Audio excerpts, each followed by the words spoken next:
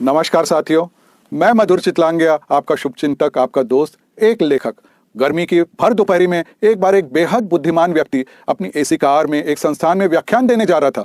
फर्राटे से दौड़ती हुई कार जब एक पुल के ऊपर से गुजर रही थी तो उसका टायर पंचर हो गया। उस विद्वान ने बाहर देखा, दूर दूर तक कोई नजर नहीं आया। चिलचिलाती गर्मी में वह स्वयं ही टायर बदलने का काम करने लगा। उसने पंचर हुए टायर के चारों नट खोलकर पुल के मुंडेर पर रखा और पीछे से स्टेपनी लेकर लौटा, पर धोखे से उसके हाथ से टकराकर वे चारों नट नदी में गिर गए। अब वह विद्वान परेशान हो गया। एक तो उसे दूर दूर तक कोई नहीं दिख रहा था, दूसरे यदि कोई आता और उससे पूछता तो अपनी बुद्धिहीनता भरे कार्य के बारे में वह कैसे बताता। वह परेशान खड़ी सोच ही रहा था कि इतने में एक बैलगाड़ी वाला किसान वहां से निकला। उसने पूछा, आप परेशान दिख रहे हैं, क्या मैं आपकी कोई मदद कर सकता हूँ? विद्वान चिढ़कर बोला, हाँ, इस कार को तुम अपनी बैलगाड़ी के ऊपर रख ले चलो, पहले ही मेरी मूर्खता से एक तरफ के चक्के के चारों नट गिर गए हैं।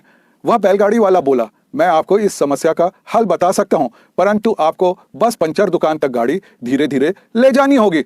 उस विद्वान को विश्वास नहीं हुआ, फिर भी बोला, बताओ। उस किसान ने कहा कि अन्य 3 टायरों से एक एक नट निकालकर स्टेपनी पर फिट कर लें और धीरे धीरे पंचर दुकान तक कार ले जाएं। विद्वान आश्चर्य में भरकर इज्जत देते हुए बोला, आपने समस्या का समाधान इतनी आसानी से दे दिया, जबकि मैं उस दिशा में सोच भी नहीं पाया। तब किसान ने जवाब दिया कि आप केवल समस्या के बारे में ही सोच रहे थे और समाधान की तरफ अपनी त्वरित बुद्धि का उपयोग नहीं कर पा रहे थे। जबकि मैंने केवल समाधान के बारे में सोचा तो मुझे हल दिखाई देने लगा। साथियों, यह कितनी जबरदस्त बात है। समस्या आने पर हम उस पर और उसके कारण होने वाली परेशानी के बारे में ज्यादा सोचते हैं। ऐसी परिस्थिति में यदि दिमाग को ठंडा रखकर त्वरित बुद्धि का इस्तेमाल करें तो समाधान सामने ही होता है।